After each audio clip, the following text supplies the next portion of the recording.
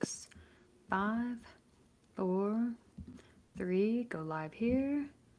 And YouTube looks like it's live automatically. Checking here, it looks good. I see you, I see me. It's amazing how quiet it got when Richard left. Right. Okay, so we are live over on Facebook and on Instagram from what I can see. I'm just waiting for confirmation to make sure that everything looks good. We're testing out a new streaming software, so bear with us for just a minute while we check and try to make sure that everything looks good. Richard says we look good. Awesome. Okay, we are officially live, except we lost Yvonne. Uh-oh. Where'd she go? um, Richard, hop on for a sec. We lost Yvonne. Oh no, we did. I'm not sure where she went. Yes. Okay. Hopefully she'll be right back.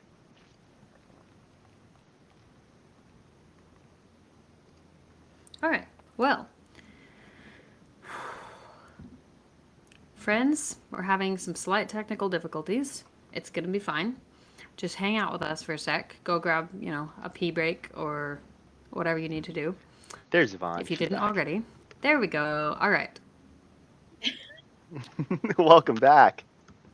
Uh, yeah, that was funny. I lost you, and you just left. I said, "Wait, where's she going?" I know, it's so funky. So funky. All Okay. right. Um, okay, I can hear her. I can hear you. I don't know what happened, but that was strange. But we're live. I have Yvonne with me and share a story, and I'm going to have her do that in just a sec. But first, let me just go over some quick housekeeping things. Super easy stuff. First up, Richard from our production team. He's actually going to drop in the Facebook chat link and possibly in the YouTube chat link if he can. We're going to put the link for our Nashville patient survey. So we are planning on doing an event in Nashville. This is coming up in October. It's October 14th through 15th. And it's going to be in Nashville. We have some questions for you in a patient survey. You can go ahead and fill out this survey. No obligation to actually come, but if you plan to come or want to come, give us your input so that we can plan accordingly. It's a super fast survey, maybe takes 5 minutes to do, and it'll help us out immensely if you can fill out that survey. Plug for our Insight registry. If you filled out your personal information for the Insight registry, just know that this is, as far as Melody has explained, I believe it's encrypted or it's encoded somehow so that it becomes just like blanket information without your personal anything attached, like your name or anything. You can kind of like disguise all of that information. It just huge medical database that we are trying to put together with as many patients, their family members, just to create a link of history for ocular melanoma because the more data that doctors have to pull from around patients who have this disease, the better. So, if you have not filled out the information or begun your Insight Registry profile, we would love for you to do that. That should be in the link in our bio, and you can fill that out.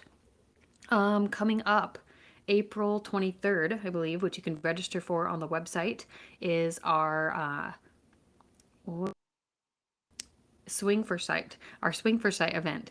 And this is an event that we do yearly, and it's in California. So if you're near the West Coast and you want to attend, there are limited spots. You do have to register ahead of time. We'd love for you to join us for the golf excursion and a wine tasting tour.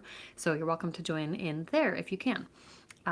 Okay, the only other thing that I have is that if you guys are on social media, please continue sharing, utilizing posts, and just resharing those things for helping us spread awareness.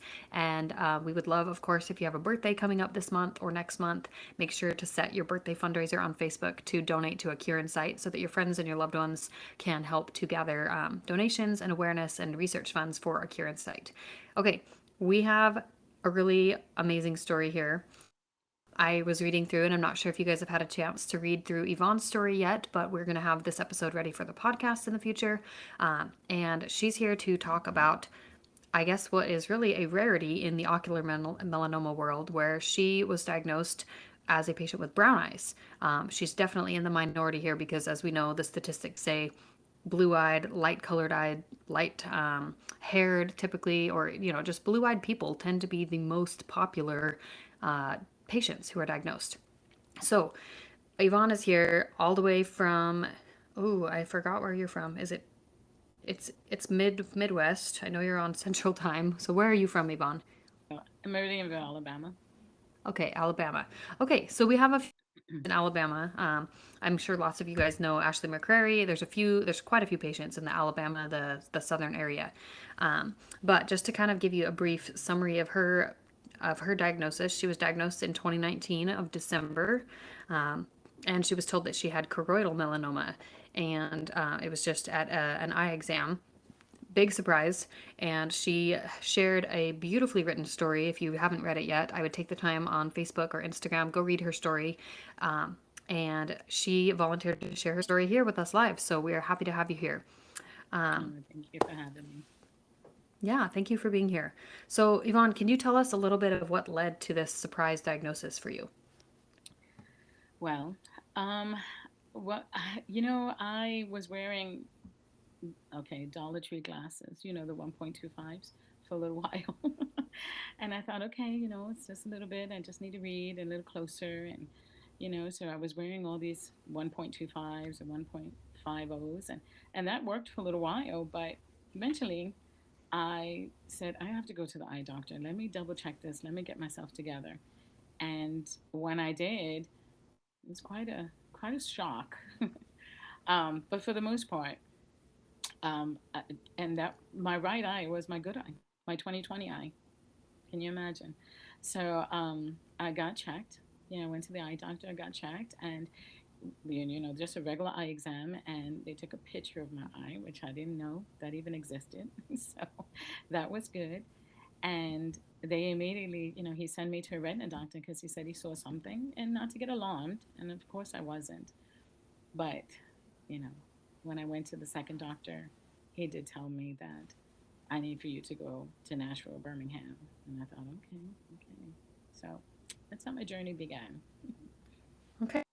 So you basically had just some kind of gradual vision changes that eventually led you to the eye doctor, and the eye doctor was able to do some tests, thankfully, which is good. Yeah, I'm glad they didn't blow you off.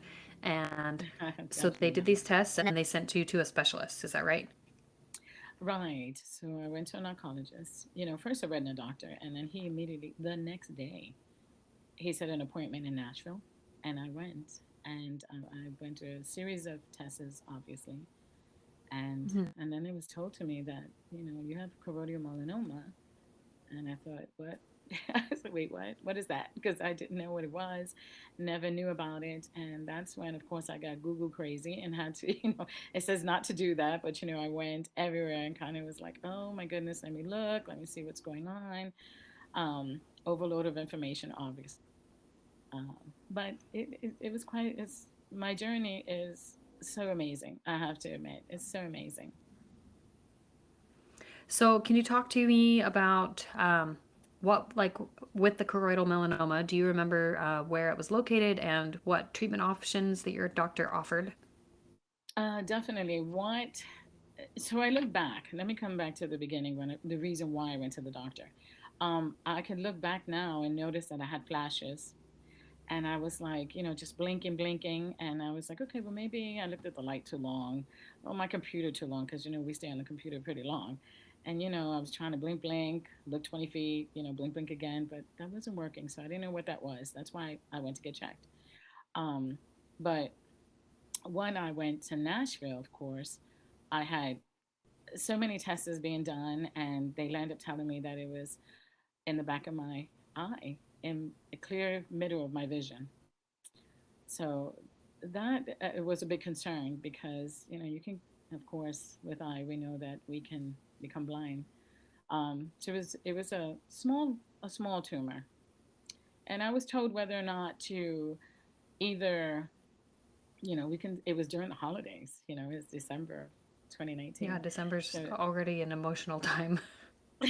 exactly. And he said, wait a little while if think about it. It was after the new year. And I said, okay. Once he told me what it was, we have an options, and those are the brachytherapy, if I said that correctly. Yeah, brachytherapy, Brachytherapy. brachytherapy. Yeah. So, and I said immediately, as soon as, what's next? Because we've got to get a handle on this. I have to definitely know what my way ahead is, because it's not gonna take me down. I got this. Yeah. So I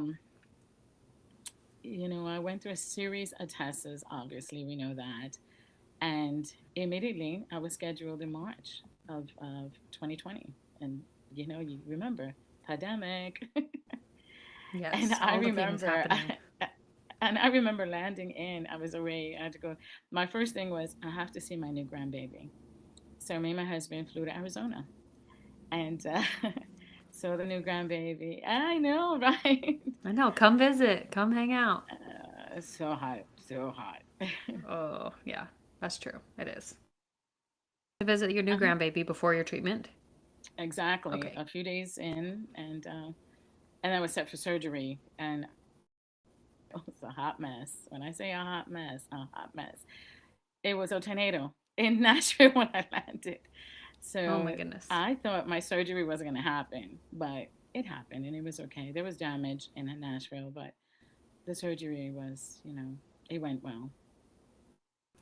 Okay, so you had a smaller tumor. It was in the back of your eye. I Exactly. guess from what I'm recalling from the biology of the eye, the myopa is the field of vision in the very, very back of your eye. And so it must have been close to the myopa and the optic nerve, is what I'm guessing. Optic Um, nerve, absolutely. yeah, there, but it was small enough and they treated it with plaque. Do you remember what was your experience like just in Nashville where you were treated? Did you have to stay in a hotel or did you stay in the hospital? Well, when we got there, we actually stayed overnight, and then the next day I had the surgery early in the morning, and it was I can't believe the technology they have. Am amazed by it. And so, of course, it's a gold. It was a gold, a gold, kind of plaque. And then they put the beam, the radiation in it. And I'm telling you, I was amazed. I am still amazed of technology that's actually out here for this kind of cancer. And it's in the back of my eyeball. So, of course, I was like, how are you going to do that? Like, you're going to turn it around. And yes, it was incredible. So, I had it on for 3 days, and I had to go back to get it surgically removed. So, and of course, the only thing you think about when they're taking off your bandages is, who am I going to see first? Because I know I have to see somebody, regardless of the lights and the orange colors. I need to see somebody, making sure that I can have, my sight is there, because they'll tell you, you may lose your sight. There's so many things that may come, as you're trying to fix this tumor and trying to shrink it, something else, you can lose your sight. So it's a chance we all take, whoever's done it, Hmm. it's a chance you take. But you don't want that tumor around because it can metastasize. So my biggest thing is, regardless of how this turns out, I have to get this tumor under control. I'm not waiting for it to grow. I'm not waiting for it to spread. Let's take care of this. So Okay, well, so after you had treatment and you had the plaque taken out, were you able to retain vision? In it was your right eye that was treated, right? it was my right Okay, eye. right eye buddies. Yes.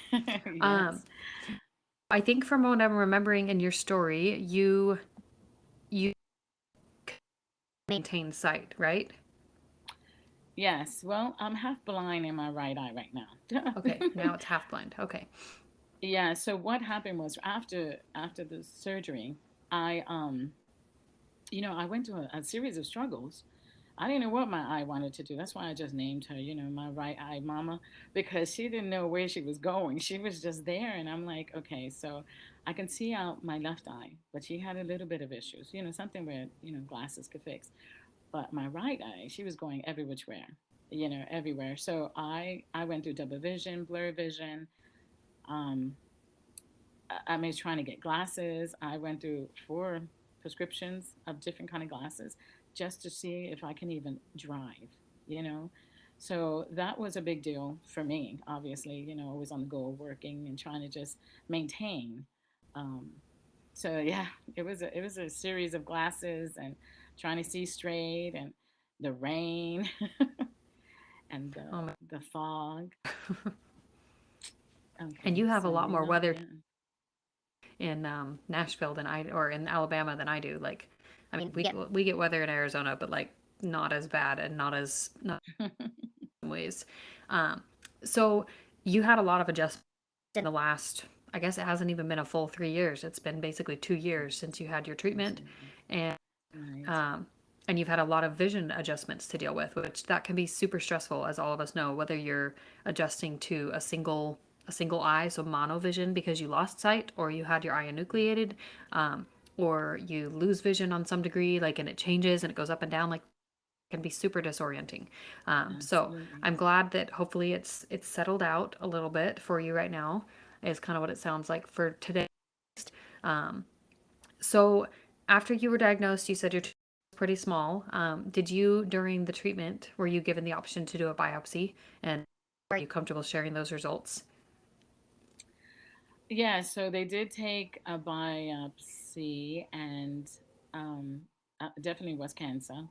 And I know the cancer is a little different than what they say as a stage one, stage four. I believe it was a stage one. Yeah. Okay, so So there it's usually class 1A, praying exactly. positive, class 1B, praying positive or negative, and then you've got class 2, which are almost always praying positive, but occasionally you have a praying negative in there for class 2. It's a little weird. Um, but so you So were saying yeah, one. I believe. Yeah, yeah, it was. Okay, this category. I think if you're praying positive, it might be up a tiny bit, but it's still much lower risk than if you were, which is great.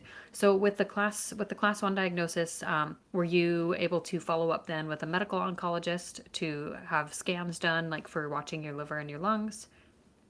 Oh yes, I've had PET scans, CT scans. I have one coming up.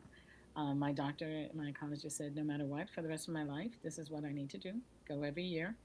Um, and then, of course, at this point, I'm taking Aliyah injections, and I've been doing that since the fall of last year, and I'm going every month.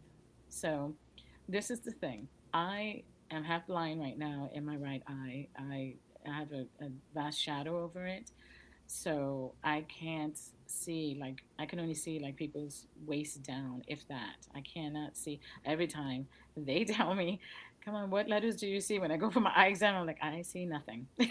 You don't see my fingers? Mm-mm, nope. so No, so there's a lot I'm of adjusting with working. the scans and the eye appointments and all of those things. Absolutely. So at this point, that's where I'm standing at. I wear glasses for distance. And I land up having onset cataract immediately. So I had cataract surgery and I had laser therapy. I'm telling you, I'm so surprised that my eyeball is still in my head because it took a beating. This poor girl went through so much and she's still rocking and rolling with me. Well, I think that's a really good way to think of it. And I love that you kind of have personified your eye, like in some way to kind of just like, hey, like let's be on this journey together. Because I Absolutely. think I think sometimes for patients it can start to feel like your eye is somehow your enemy.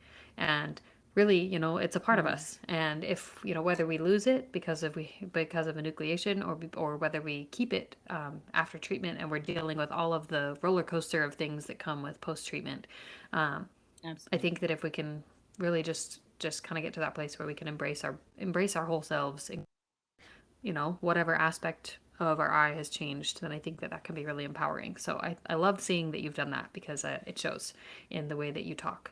Um, okay, so talk to me a little bit about, um, I guess, just your general reaction to getting diagnosed with this cancer to begin with. I know, like when you wrote in your story, you were extremely confused because the doctor told you this is something you get if you have blue eyes or green eyes, like not really brown eyes. So, what was like? How did you cope with, I guess, being one of the minorities in the minority? Like we're already a minority, um, and having Right. this cancer So to begin with. I was in shock, I have to say. like I said, I've never even knew that you could even have eye cancer. I'm like, what? Eye cancer? I didn't even know cancer could go that far. It's not the ignorance of it. It's just that I've never known anyone to have it. Mhm. So, as you go through it, you're learning that it is out there. And I didn't know anyone. And so that was a lonely journey because you always want to compare stories. Oh, well, how did your eye go, and where are you at? And you kind of have you both kind of recognize what you're going through. But I didn't have that option. I didn't have no one really to talk to but my doctor and my nurse, the nurses. And let me tell you, they were fabulous. They always are. Because you kind of like become family with them because you see them more than you see your family because all the appointments, and Yeah, the for sure. drive. But we'll talk about that one later, the drive. But for the most part, so I did a lot of researching, as I tell you, not to overload and Google search and trying not to, but you have to because you have to have a better understanding because at the end of the day, your choices. I wanted to see my options. Yeah.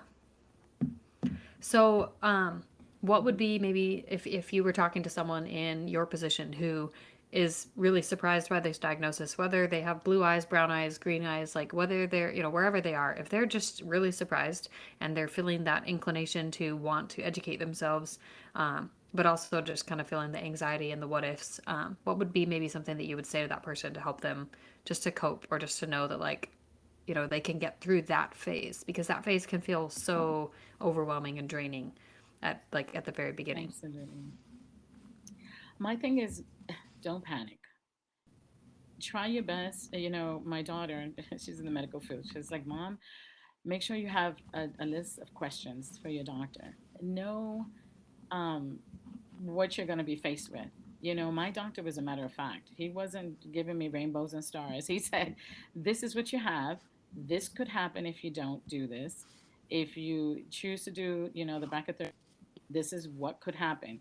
So understand that you don't want to give, no one wants to give you a rainbow and a story. I want to know what I'm dealing with. Make sure you get your questions answered and that you move forward because the real story is you're going to go through it. No one else is. And you can have an abundance of family, and trust me, we always love to have family support and friends that become families. And but at the end of the day, you're walking it. You're walking through the struggle. So get your information, access. Uh-oh. We are having internet issues. Okay, I'm going to remember where she was. This has been fun. Thanks for bearing with us, guys.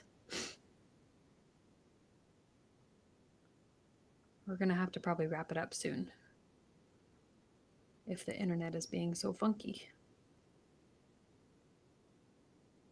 Hooray!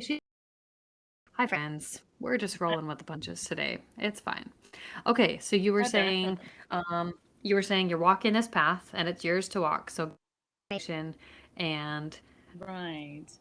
And make sure, again, ask questions.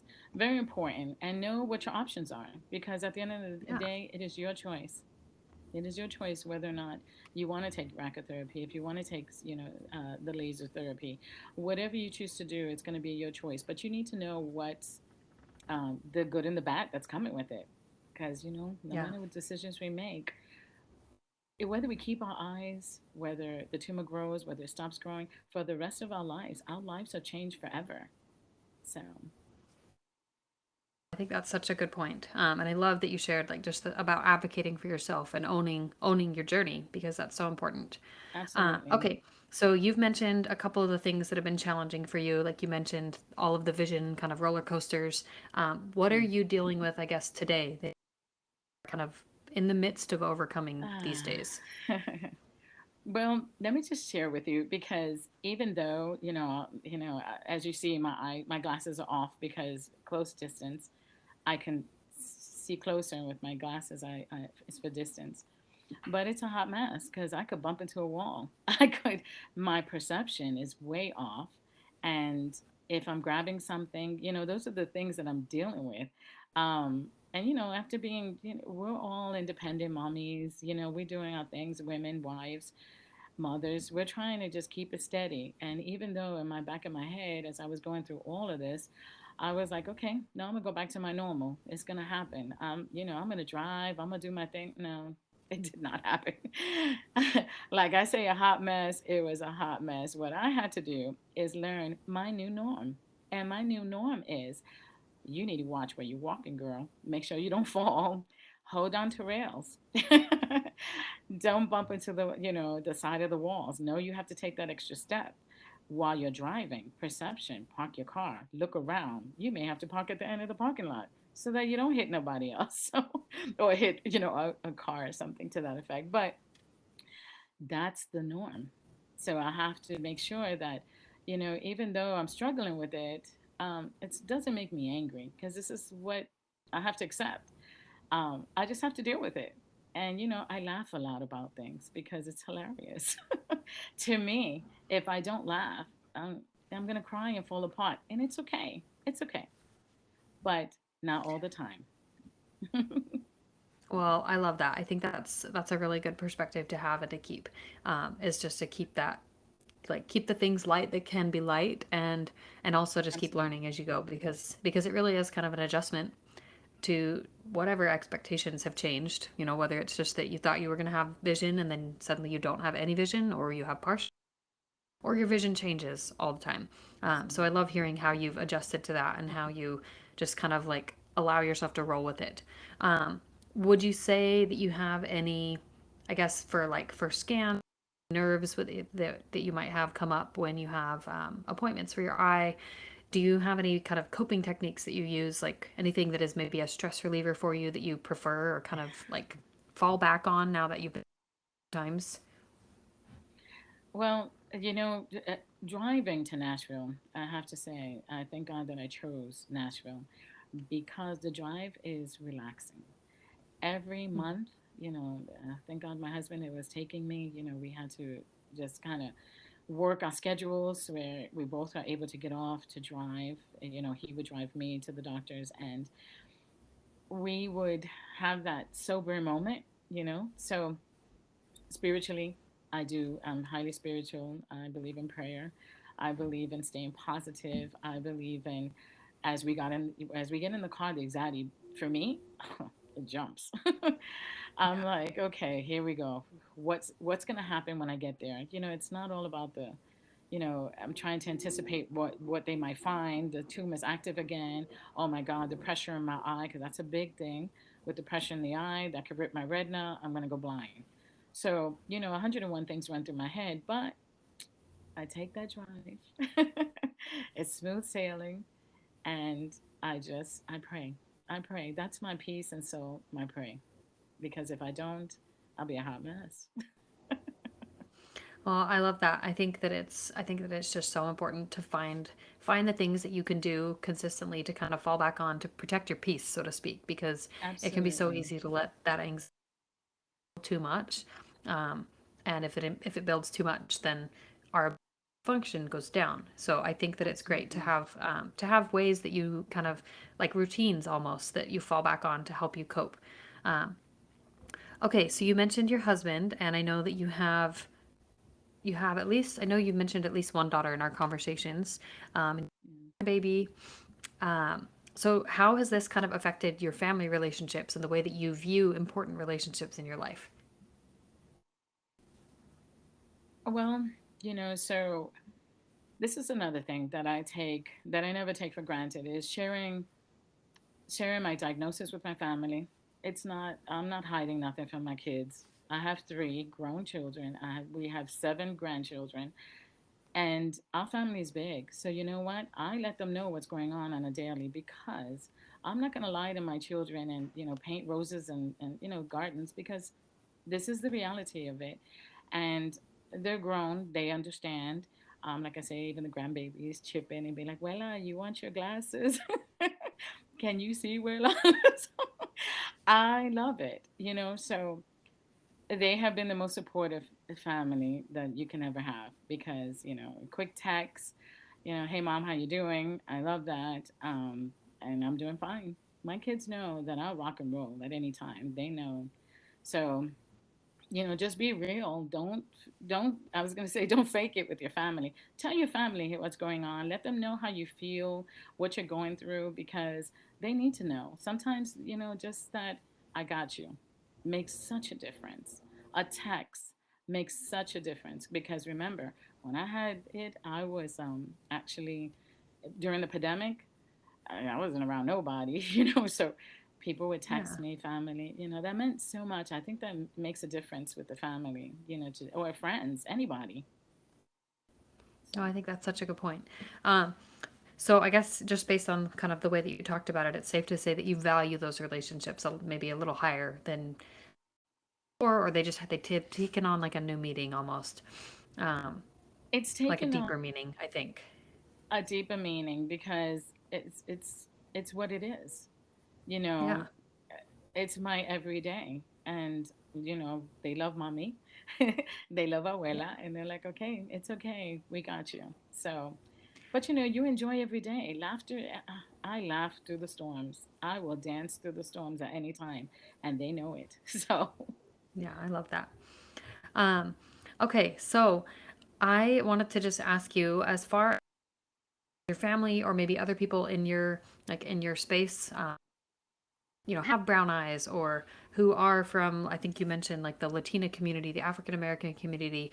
Um, what would you say as far as cancer goes to that community of people? Like, I guess like would you treat your eyes any differently? Had you known that this was a possibility for you? well, this is my thing because, here we are as women, parents, and I'm not just going to say women, but okay, I'm going to say all women, most women, especially mommies and daddies that are, single dads. We take care of everybody else in the world and we do not take care of ourselves. And I tell people this is about self care. We have to take account of us. If you see something funny in your eye, go to the doctor. Eyes checked.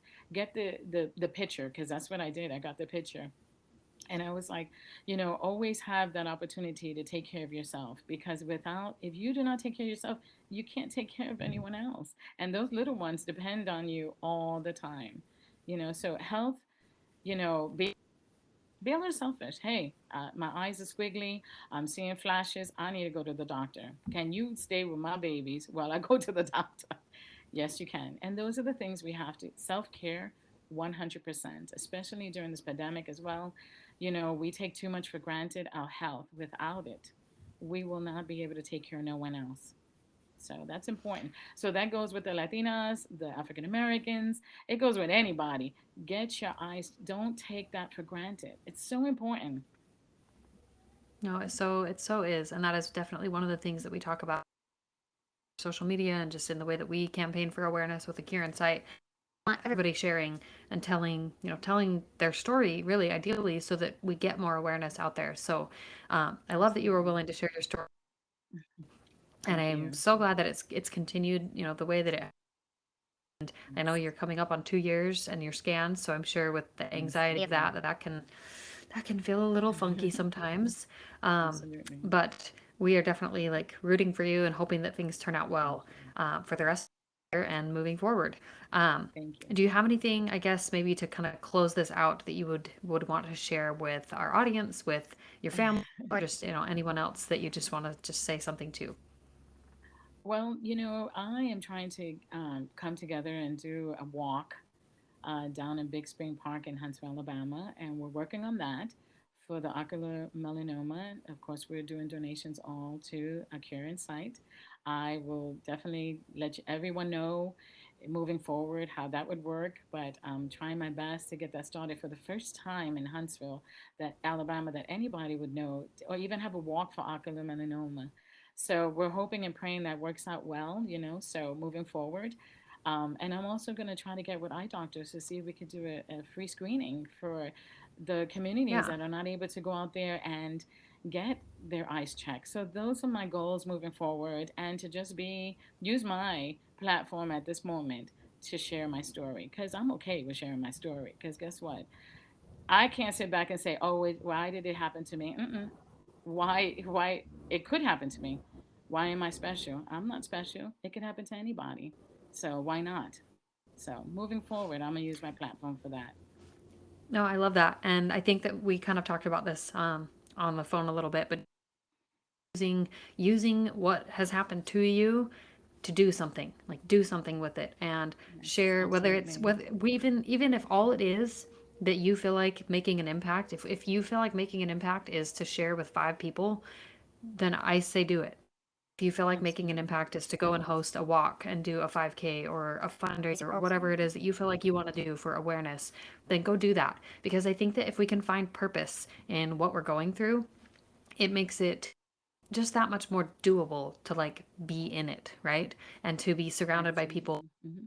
supporting us along the way. So I applaud you for that, Yvonne, for getting to that space so quickly, and also for just having that strong desire, get this out in the world and talk about it in your community. So I really hope that goes well, and we would love to help you in any ways that we can with Thank resources, you. linking you up with people.